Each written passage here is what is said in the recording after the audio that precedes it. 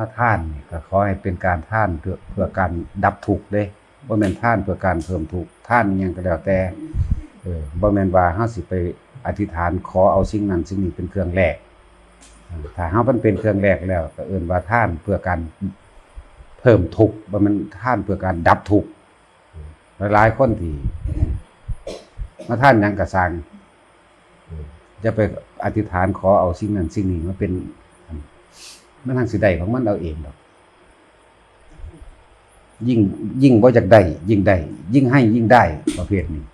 ยิ่งให้ยิ่งได้จังซี่ยิ่งบ่อยากได้หังได้มันจะเป็นเครื่องล่อเครื่องหลอกไว้บ่ให้เฮาจะไปนิพพานมันสิเฮ็ดให้ค่อยๆรวยไปเรื่อยๆรู้สึกว่าเลิกเป็นไปตามเงินเป็นไปตามธุรกิจที่จะเฮ็ดต่อไปสิไปจังซั่นฉะนั้นท่านหยังก็สร้างเห็นเป็นเพื่อการดับทุกข์การรักษาศีลมันก็คือการรักษาตัวเองนั่นแหละรักษาผู้อื่นก็คือรักษาตัวเองเพื่อความบริสุทธิ์ภายในของเจ้าของเองเพิ่นว่าปานาติปาตานี่ห้ามนั่นบ่พวกเธอทั้งหลายจงงดเว้นจากการฆ่าสัตว์ตัดชีวิตเถิดนั่นงดเว้นเฮาบ่ไปทำลายผู้อื่นมันก็กลับคืนมาบ่ทำลายเจ้าของนั่นเองรักทรัพย์คือกันประพฤติผิดในการคือกันการโกหกเฮ็ดให้ผู้อื่นผู้ใดผู้หนึ่งเสียชีวิตหรือทรัพย์สินก็คือกันการดื่มสุราเมลัยคือกันเพราะเป็นการมาทำลายเจ้าของคือเก่าแล้วก็บ่สนับสนุนผู้ใดในการดื่มคือกันทุกอย่างนะเฮ็ดเพื่อความพ้นทุกข์อย่างเดียวเพื่อความดับทุกข์อย่างเดียวเพื่อถึงพระนิพพานอย่างเดียวเพื่อให้เกิดกำลังใจในการถิ่มทุกอย่างอย่างเดียวบ่ให้มีความรักความอะไรความห่วงหากับผู้ใดผู้หนึ่งบ่ต้องไปหาโหยหาหยังดอกนั่นแหละที่เพิ่นวางไว้สวยงามแล้วละเอียดสวยงามทำตามได้ง่ายๆเป็นว่าทานศีลเนกขมะปัญญาวิริยะขันติสัจจะอธิษฐานเมตตาและอุเบกขาเพื่อการดับทุกข์หมดเลยเพื่อการบ่กลับมาเกิดอีกเพิ่นจึงเอาท่านขึ้นก่อนนั่นเองจะท่านเพื่อการเพิ่มทุกข์ถ้าท่านเพื่อการหั่งเพิ่มล่ะบ่ว่าหยังตั้งแต่เริ่มต้นแรกตอนท่านไปมันก็ขอนั่นขอนี่บ่แห้งแล้วเอิ้นว่าแลกเอิ้นทำบุญแลกของก็ได้ทำบุญไม่ละบาปก็ได้ทั้งหมดนั่นแหละบาปแปลว่าหยังกังวลเล่าร้อนกระวนกระวายเสียดแทงนั่นแหละมีความเล่าร้อนอยู่ในภายในหัวใจหลายอย่างแปลเอาโลดว่าทุกเพื่อความบ่กลับมาเกิดอีกแต่ว่าต้องมีการฝึกหัดในการตัดในการปล่อยในการว่างเด้แต่พอมีการฝึกหัดเริ่มต้นแรกของการเสียสละในสิ่งที่ตัวเองหามาได้โดยกำลังของเจ้าของเองถ้าท่านยังไปอันนั้นกับของกูนี่กับของกูกันเอาไปเอามาได้เอาของกูเนี่ยที่มาท่านมาแล้วก็ยังเป็นเจ้าของอยู่ดีแต่ผู้ใดต้องฟังเรื่อยๆฟังให้มากฟังให้บ่อยจึงเกิดความพิจารณาเห็นแล้วก็คล้อยตามความเป็นจริงจริงแบบใดท่านจังสิสอนไปดอกอันนี้จังทุกครั้งหน้าตาแบบใดคนเฮาแม่นสิฮักผู้ใดแบบใดก็สร้างแต่สุดท้ายมันก็ตายจากกันแน่มันก็ไปมองหันอยู่ว่าพยายามที่ทำความเข้าใจในมรรคมีองค์8ทำความเข้าใจในทุกข์สมุทัยนิโรธทุกข์ก็คือหยังความเจ็บไข้ได้ป่วยความพลาดจากสิ่งอันเป็นที่รักความอยากได้ดังใจมันนี่แม่นเบิดดับทุกข์เด้ก็ค่อยๆว่างภายในหัวใจของเจ้าของเองเห็นโทษของความรักของความผูกพันเห็นโทษของความยึดมั่นถือมั่นเห็นโทษของความเกลียดพร้อมความเกลียดมาจากความรักบ่ได้มาจากไสล่ะเห็นโทษเห็นความปรารถนาสุขความปรารถนาสุขล่ะเฮ็ดให้สัตว์ทั้งหลายเที่ยวเวียนว่ายตายเกิดอยู่นี่เห็นโทษของอารมณ์ความรู้สึกคนที่เฮาเฮ็ดนำความรู้สึกเท่านั้นแหละสิบ่มีอีหยังฟังให้มันเข้าใจเด้อความรู้สึกที่พอใจอย่างเดียวความบ่พอใจบ่เอาถ้ามีความปรารถนาสุขอยู่มีความปรารถนาเฉพาะความอยากได้ดังใจของเจ้าของโดยฝ่ายเดียวอันผู้อื่นก็สิบ่เฮ็ดให้มันผิดใจเนี่ยบ่นั่นแหละถ้าเฮายังปรารถนาความสุขหรือปรารถนาเฉพาะความพอใจเฉพาะเจ้าของฝ่ายเดียวความบ่พอใจก็ติดตามมาในความพอใจนั่นโลกธรรม8เนาะมันสิไปมีหยังสุขกับทุกข์ก็เป็นของคู่กันอยู่เคิงมันให้ได้อยู่กลางๆรู้มันทั้งสุขและทุกข์สุขและทุกข์เป็นของบ่มีจริง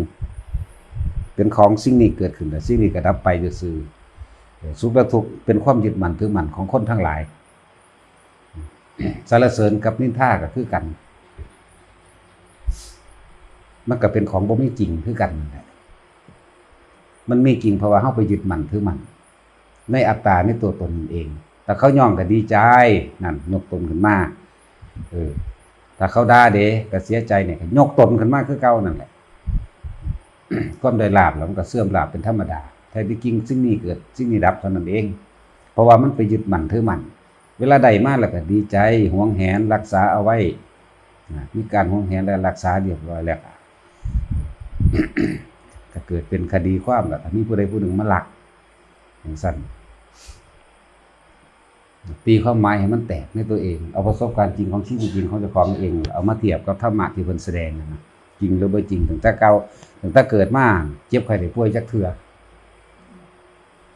จำบ่ได้ซ้ำนะถึงแต่เกิดมาเห็นคนตายมาเท่าใดแล้วคิดอยู่ว่าเจ้าของในสุดท้ายแล้วก็ต้องตายหรือสิไปเก็บเอาอารมณ์ต่างๆในความหวงแหนอันนั้นอันนี้ว่าพยายามฟังทำความเข้าใจให้มันได้ทำความเข้าใจมันได้เราเห็นโทษในความยึดมั่นถือมั่นเห็นโทษในอารมณ์ทุกคนเหตุตามอารมณ์ความผัสสะของเจ้าของเองความรู้สึกบำรุงเลี้ยงความรู้สึกที่พอใจตัวเดียวนั่นอยากให้กายของเจ้าของบ่เฒ่าบ่แก่อยากให้มีสุขภาพแข็งแรงนั่นแหละความรู้สึกคือเก่านั่นแหละอันก็เลยว่าเจ้าของเที่ยงนะครับมีความรู้สึกคือกันนั่นแหละหากมันปานใดก็สร้างมันก็ป่วยคือเก่านั่นแหละหาแนวมาท่าปากหาแนวมาท่าหาแนวมาบำรุงผิวเพิ่นยังก็สร้างสุดท้ายก็ไหลเข้าไปสู่ความเสื่อมสลายตายคือเก่าอาหารใดดีๆหาเลี้ยงเข้าไปเนาะรสชาติมันอยู่แค่ลิ้นนึงได้ไหลลงไปในหูคอผ่านลงไปในหันแล้วก็บ่มีรสชาติกินเข้าไปเถอะมันสิถ้วยละจานแบบเป็นหมื่นเป็นแสนก็กินเข้าไปก็คือเก่าล่ะกินไปหาเฒ่ากินไปหาตายเนาะให้รู้จักคำว่ามัชฌิมามันก็ต้องหาเป็นธรรมดาแต่ว่าจะเอาด้วยความโลภของมาใส่แต่ความโลภของมาใส่มันบ่มีเมืองพ่อดอกมันจากหลักของพวกนั้นเวลามีผลประโยชน์เกิดขึ้นมันอยากได้คักๆเด้อยู่คิดเบิ่งเด้อคือหมานั่นแหละตอนมันอยู่น้ำกันบ่ทันได้มีอาหารเกิดขึ้นเนาะหมามันก็กินกับกามเท่านั้นเด้บ่มีอย่างอื่นเด้ตอนมีอาหารเกิดตอนบ่ทันมีอาหารเนี่ยแล่น้ำกันเล่นน้ำกันสนุกสนานกอดเกี่ยวกันกัดกับกัดกันเล่นๆกัดแบบนั่นแหละหยอกกันลองมีผลประโยชน์เกิดขึ้นดูบัดนี้กัดกันเอาเป็นเอาตายเลยว่าธรรมดาคนคือกันลองมีผลประโยชน์เกิดขึ้นดูตอนแรกปรึกษากันว่าสิไปหาเงินบางหาบางนี้ปุ๊บบัดนี้มันมีผลประโยชน์มากหาวิธีสิเอาเปรียบกันแหละมันไปจังซั่นแหละบ่ต่างกันดอก เดียวกันนั่นแหละธรรมเท่านั้นสิเป็นเครื่องแบ่งเครื่องแยกธรรมเท่านั้นสิเป็นเครื่องแยกแยะอันใดผิดอันใดถูกอันใดพอเพียงหรือบ่พอเพียงอันใดคำว่าเป็นกงเป็นกลางมันเป็นจังไดฉะนั้นต้องอาศัยการได้ยินได้ฟังแล้วก็น้อมเข้ามาเพราะว่าของเหล่านี้เอาให้กันบ่ได้ต้องเฮ็ดด้วยตัวเองสิ่งเหล่านี้ เฮ็ดด้วยตัวเองที่พวกเข้ามานั่งขม้ออยู่นี่ก็คือมาสร้างกำลังใจเพื่อให้ปล่อยวางจากสักยะทิฏฐิวิกิกิจฉาศีลปตุปามาสปฏิฆะกามราคะรูปราคะอรูปราคะมานะอุทธัจจะและอวิชชานี่พวกเข้ามากับผ้าหากันละอยู่นี่เอิ้นว่าบาปก็ถือเอิ้นว่าอาสวะก็ถือเอิ้นว่าสัญโยชน์ก็คือความสัญญาอารมณ์นั่นแหละก็ถือสักยะทิฏฐิความถือตนถือโตรูปร่างกายเป็นของเจ้าของบ่เฒ่าบ่แก่บ่ตายวิกิกิจฉาความสงสัยในเรื่องของกรรมในเรื่องของบาปบุญสวรรค์นรกศีลพัตถุปรามาสศีลก็บ่บริสุทธิ์แล้วก็ยึดมั่นถือมั่นแนวทางที่เจ้าของเคยดำเนินมาปฏิฆะคือหยังความขับแค้นใจเวลาบ่ได้ดังใจอาฆาตบาดหมางอยากทำลายคนเป็นปฏิฆะกามราคะนี่ก็นี่แหละอารมณ์ความรู้สึกทางเพศก็แม่นอารมณ์ความรู้สึกทางตายินดีเฉพาะพอใจเฉพาะสิ่งที่สวยงามเสียงที่เพราะพิง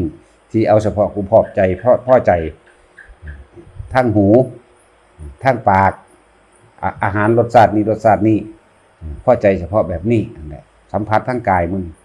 เฉพาะสิ่งที่ว่ามันนิ่มนวลถึกนั่นแต่ว่าจริงๆแล้วก็คือว่าความพอใจของไผของมันเด้สิมันพอใจพึงใจในเดียวกันก็เป็นไปบ่ได้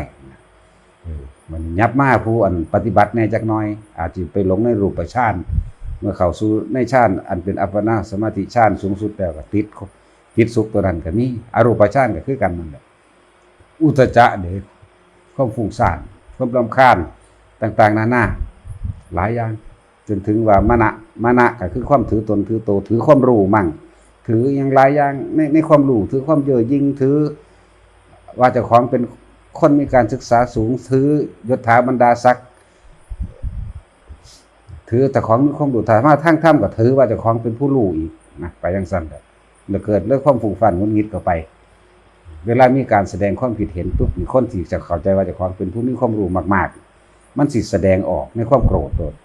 เพราะว่ามันบอกว่าถือที่กูยึดไว้เลยเอ่นว่าอวิชชานั่นแหละ10อย่างเอ่นว่าสัญโยชน์สมมุติมันเพี้ยนมาเป็นสังโยชน์กับสังโยชน์ไปโลดเข้าใจวันเดียวกันสัญโยชน์แปลว่าสัญญาอันเครื่องผูกพันตราตรึงอยู่มิอาจสามารถปล่อยสามารถวางได้สัญญาสัญโยชนะที่เอ่นว่าอาสวะก็ได้อารมณ์อันคล้องอยู่เกี่ยวอยู่อารมณ์อันหนัก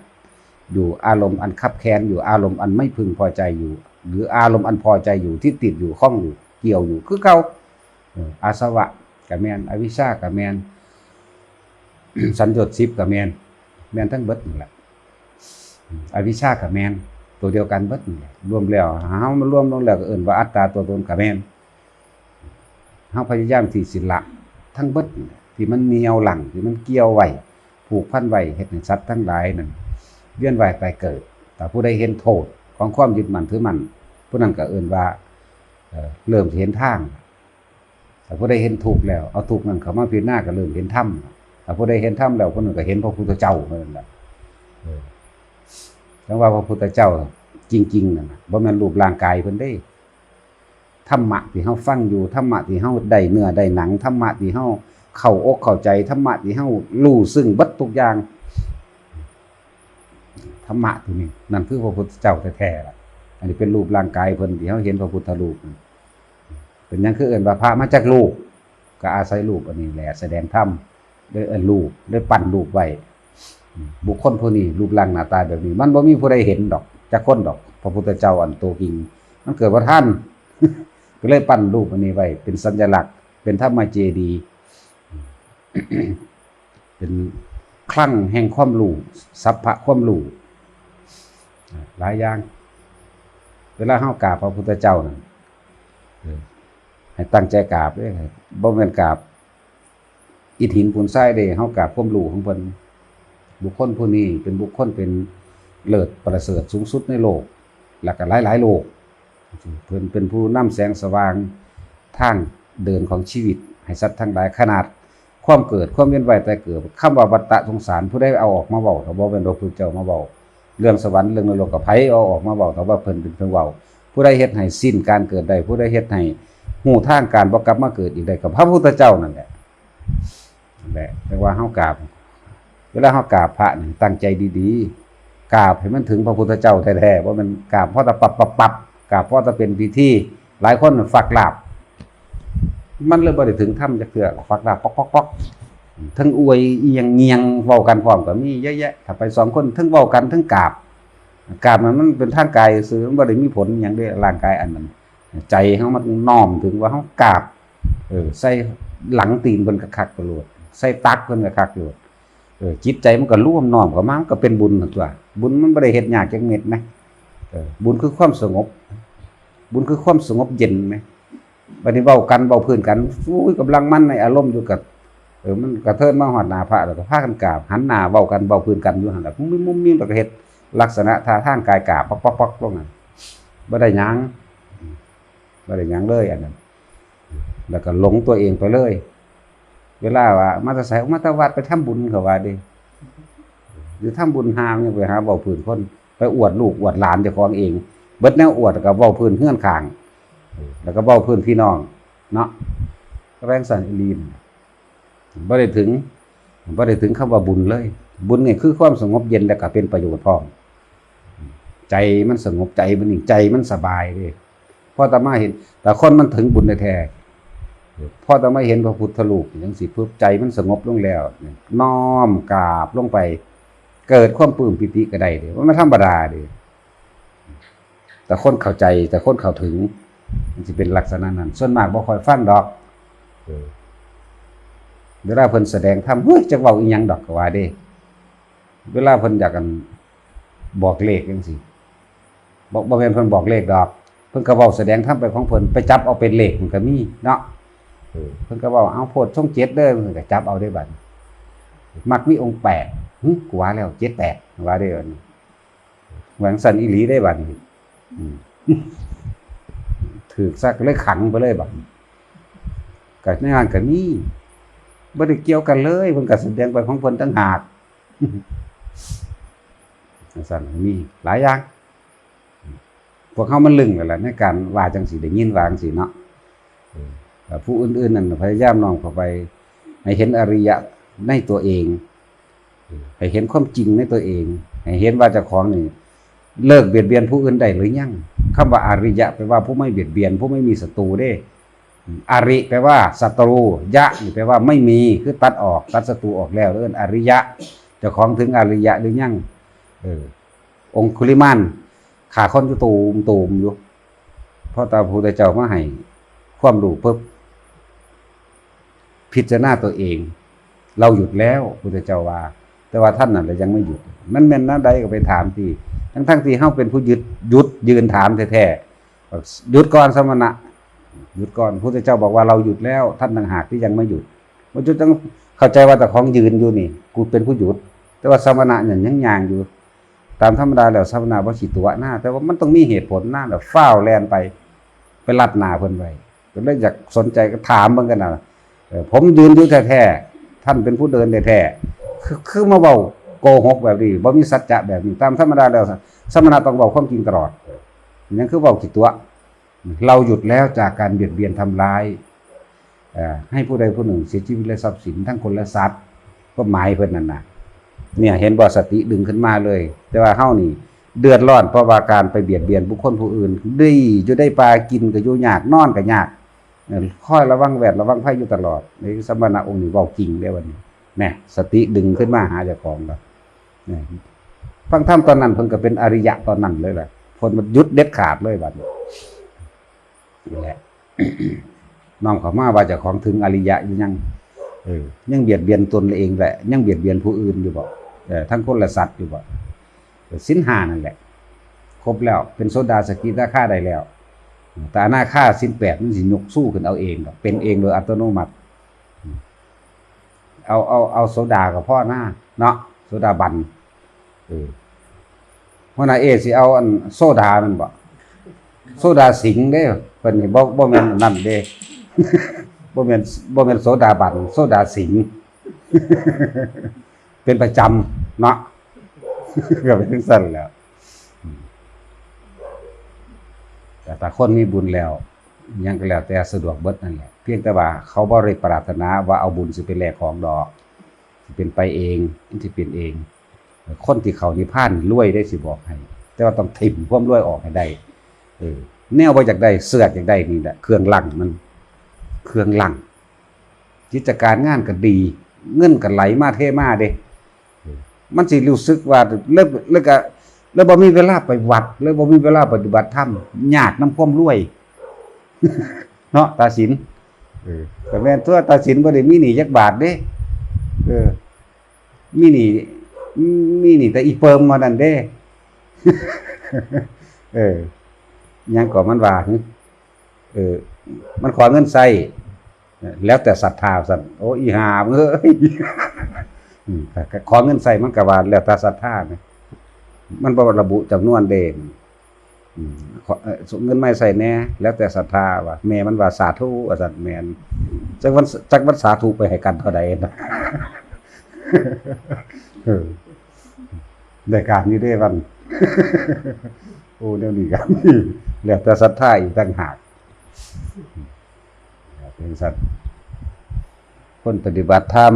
ยิ่งบ่อยากได้ยิ่งได้ยิ่งคือเพิ่นว่ายิ่งให้ยิ่งได้นั่นแหละเป็นสัตว์มันสิเอาทรัพย์สมบัติเรานี่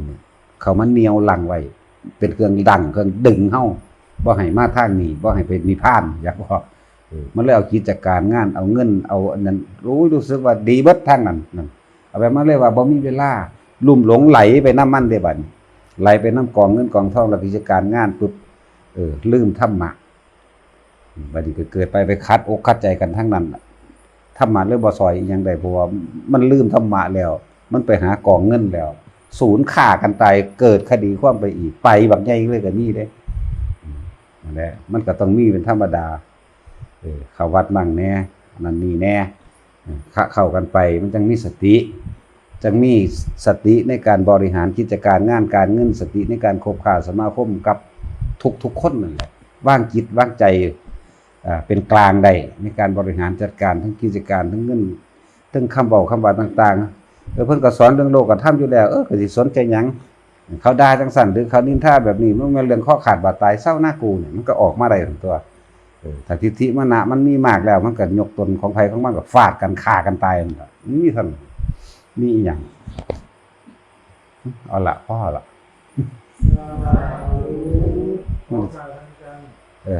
เทศ3ทีมื้อเทื่อละมื้อนี้ตอนแย่งมื้อนี้ได้ 1,490 บาทครับ